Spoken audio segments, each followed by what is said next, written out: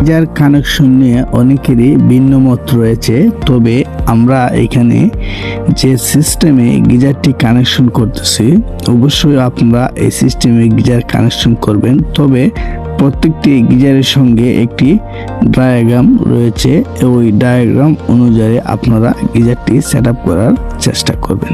এখন যে ইনপুট লাইনটি আছে ওই ইনপুট লাইনটিকে একটি বন প্লাগ দিয়ে রেখেছিলাম বন্ধ অবস্থায়।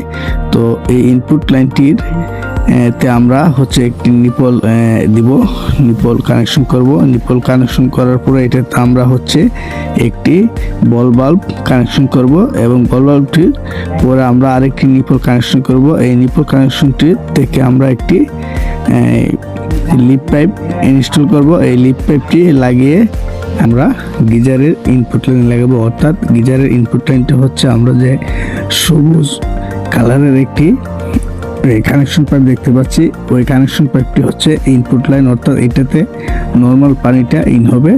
তো আর উপরে যে আপনারা একটি লাইন দেখতে পাচ্ছেন ওইটাতে লাল চিহ্নের একটি কানেকশন পাইপ দেখতে পাচ্ছেন। ওই লাল চিহ্নের কানেকশন পাইপটিতে আমরা গরম পানি বের হবে ওইটা দিয়ে। আর আমরা দেখতে পাচ্ছেন ইনলাইনে আমরা কিন্তু একটি প্রেসার বাল্ব লাগিয়ে নিয়েছি। অবশ্যই একটি প্রেসার বাল্ব লাগিয়ে নেবেন। তো অবশ্যই আপনারা যখন একটি গিজার সেট আপ করবেন নর্মালি এইভাবে কানেকশনটা করবেন।